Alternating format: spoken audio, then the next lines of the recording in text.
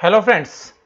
इस वीडियो के अंदर मैं आपके साथ बात करूंगा एचडीएफसी बैंक के नए बॉस जो रिटायर होने वाले आदित्य पुरी जी की जगह लेंगे, श्री शशिधर जगदीशन जी। और इससे संबंधित वीडियो के अंदर मैं 3 मुद्दों पर बात करूंगा।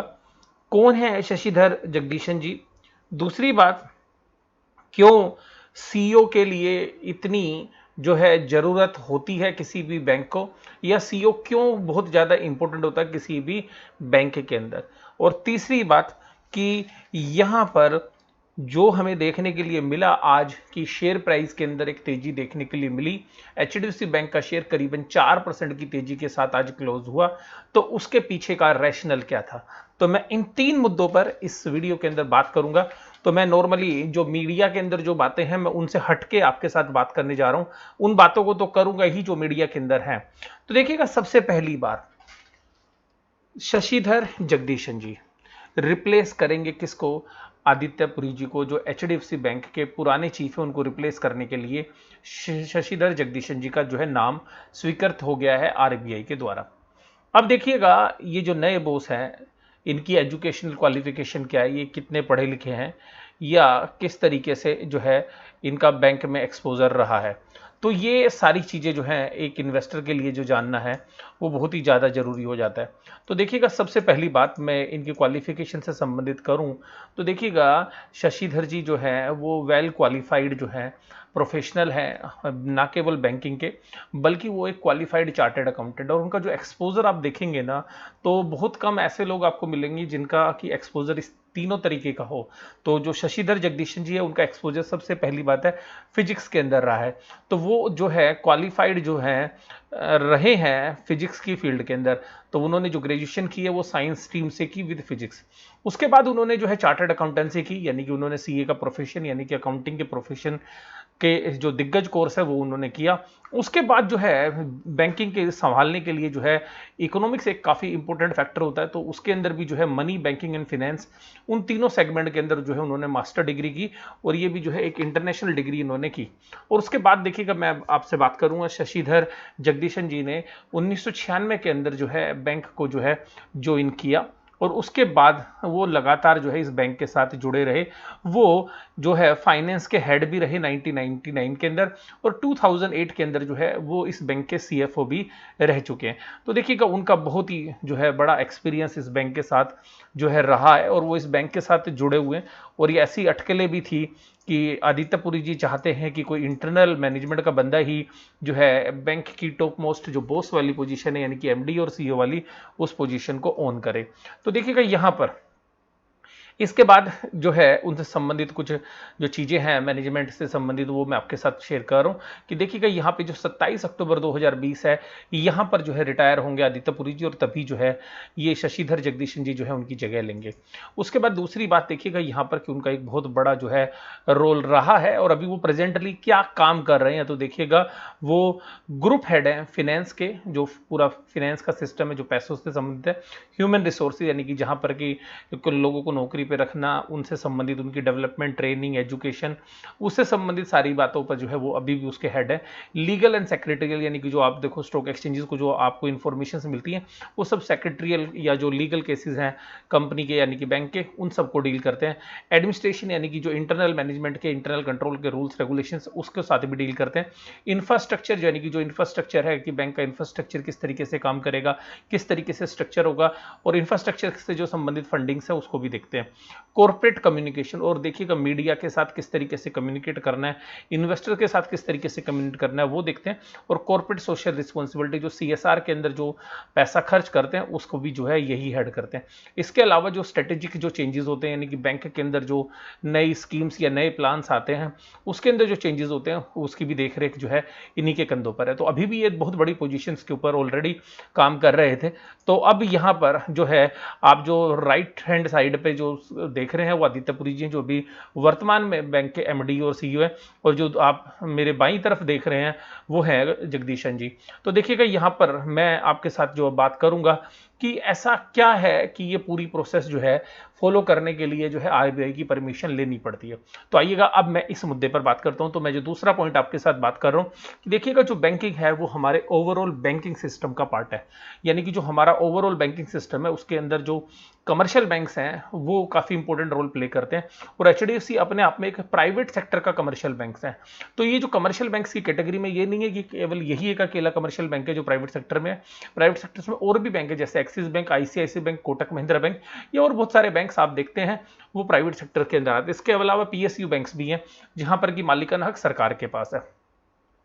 क्या होता है प्राइवेट बैंक? प्राइवेट बैंक ऐसा बैंक होता है जहां पर कि गवर्नमेंट की ओनरशिप 50% से कम होती है, यानी कि जो उसकी इक्विटी होती है शेयर जो बैंक की, वो 50% से कम सरकार के पास होती है। तो ऐसे बैंक को प्राइवेट सेक्टर का बैंक माना जाता है, और प्राइवेट सेक्टर के बैंक के अंदर ओनरशिप एक तरीके से प्राइवेट लोगों के हाथों में होती है। और आज की डेट में जो हमारे यहाँ पे बैंक्स चल रहे हैं तो वहां पर प्रोफेशनल जो टीम्स हैं वो काम कर रही हैं बजाय कि फैमिली ओनरशिप के।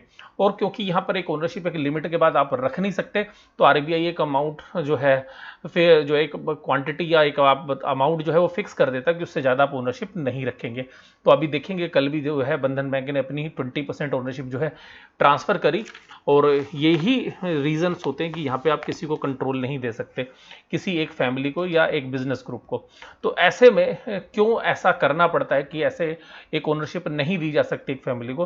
देखिएगा, ये जो प्राइवेट सेक्टर्स के बैंक्स हैं या पब्लिक सेक्टर के बैंक्स हैं, ये जो कमर्शियल बैंक्स हैं, इनके अंदर जो पैसा होता है वो पब्लिक का होता है, यानी कि पब्लिक के डिपॉजिट्स की जो सुरक्षा करना और इस तरीके के जो बैंकों से संबंधित जो रेगुलेशंस है यानी कि उनके जो नियम है उसका जो अधिकार है वो आरबीआई के पास है। तो ये आरबीआई का उत्तरदायित्व बनता है कि उसको जो भी ऐसी एक्टिविटी जो कि डिपॉजिटरों के साथ या जो आम पब्लिक के साथ जुड़ी हुई हैं उनको इस तरीके से रेगुलेट करें कि बैंक उनके प्रति किसी भी तरीके का अत्याचार या दुर्व्यवहार ना कर सके। तो इस तरीके की जो है एक्टिविटीज से बचने के लिए आरबीआई जो है अपने बैंकिंग रेगुलेशन का सहारा लेता है, और इस तरीके से जो है किसी भी बैंक के एमडी या सीईओ को अपॉइंट करने से पहले उसकी परमिशन लेनी पड़ती है।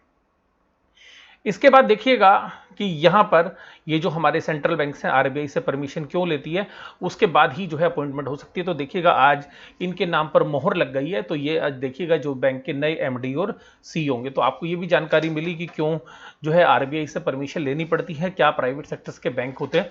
तो इन सब के बाद जो है अब आते हैं अपने असली मुद्दे की बात पर, जिसके लिए आप ये शायद वीडियो सबसे ज़्यादा देख रहे होंगे कि इसके शेयर प्राइस पर क्यों तेजी रही और क्या इसके जो असर रहे होंगे।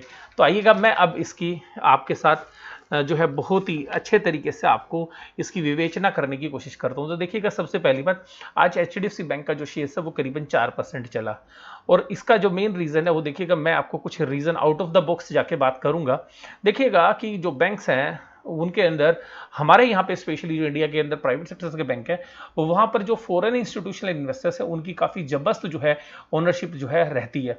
और यहाँ पर जो आदित्यपुरी जी ने जब अपने शेयर सेल किए थे 1135 के प्राइस पे, और इसके अलावा कुछ सीनियर मैनेजमेंट के लोग भी जो है हाल फिलहाल के सालों के अंदर बैंक छोड़ के गए, तो यहाँ पर इस तरीके के जो संकट हैं जो कि कॉर्पोरेट गवर्नेंस से रिलेटेड हैं वहां पर देखे जा रहे थे कि उन इश्यूज को जो है किस तरीके से जो है बैंक मैनेज करेगा आगे चल के। तो यहाँ पर देखिएगा, जो 800 करोड़ के आदित्यपुरी जी ने जो शेयर सेल किया और उसके संबंध में मैंने आपके साथ वीडियो भी शेयर की थी, और आप देखिएगा उसी दिन से उस शेयर्स के अंदर जो आपको गिरावट का रुख भी देखने के लिए मिला, और करीबन 10% वहां से शेयर्स के अंदर गिरावट भी देखने के लिए मिली। हालांकि शेयर्स जो है उनके सेल प्राइस से अभी भी जो है 13% नीचे आ गया था, हालांकि आज की 4% की तेजी ने जो है उस गैप को थोड़ा सा कम कर दिया। तो देखिएगा यहाँ पर जो एफआईज या जो डीआईज इन्वेस्टर्स हैं या जो म्यूचुअल फंड्स हैं वो हमेशा ऐसी कंपनी पर विश्वास करते हैं जहां पर कि कॉर्पोरेट गवर्नेंस अच्छी होती है। कॉर्पोरेट गवर्नेंस का मतलब क्या होता है?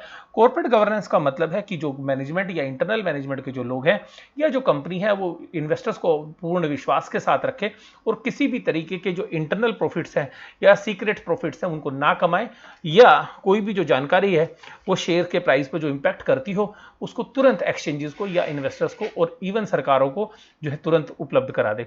तो ऐसी जो घटनाएं होती हैं जहां पर कि ऐसी सूचना की देरी या ऐसा कोई असमंजस की स्थिति होती है, तो वो वास्तव में कॉर्पोरेट गवर्नेंस को जो है कमजोर करती है। तो इसी कड़ी के अंदर जो है आप देखिएगा जो है शशिधर जगदीशन जी जो है आए हैं, तो इनसे उम्मीद की जा रही है, जो फॉरेन इंस्टीट्यूशनल इन्वेस्टर्स हैं वो भी मानते हैं कि एक इंटरनल जो है मैनेजमेंट के लोग हैं, तो इससे क्या फर्क पड़ेगा कि जो है शेयर के प्राइस मूव करके। तो देखिएगा मैं आपको बात बताता हूं कि इंटरनल मैनेजमेंट होने से क्या जो बड़े इन्वेस्टर्स हैं वो क्या सोचते हैं। उनको लगता है कि जो सिस्टम्स, जो प्रोसीजर्स, जो इंटरनल पॉलिसीज जो बनाई हुई हैं वो वास्तव में इन्हीं लोगों के द्वारा बनाई गई हैं। अगर बाहर का व्यक्ति आता है तो उनमें चेंज होने की जो है संभावना रहती है। इसके अलावा जो बड़े इन्वेस्टर्स हैं, जो बड़े डिपॉजिटर्स हैं या जो बड़े कॉर्पोरेट्स हैं जिनके साथ ये बैंक से डील करते हैं, उनके साथ इस मैनेजमेंट की जो अभी वर्तमान में मैनेजमेंट है उनकी बहुत अच्छी जो है ट्यूनिंग होती है या उनकी बहुत अच्छी रिलेशनशिप होती है। तो वो रिलेशनशिप जो है वो कंटिन्यू रहती है, जिससे बैंक के अंदर किसी भी तरीके की जो है नए सिस्टम्स या नई प्रोसीजर्स आने की संभावना नहीं रहती है। और नए इन्वेस्टर्स जो आएंगे और साथ साथ जो पुराने इन्वेस्टर्स है उनके साथ जो पुरानी मैनेजमेंट है वो एक अच्छे रिलेशनशिप जो है रख पाती है, जिसका जो है बेनिफिट बैंक को मिलेगा।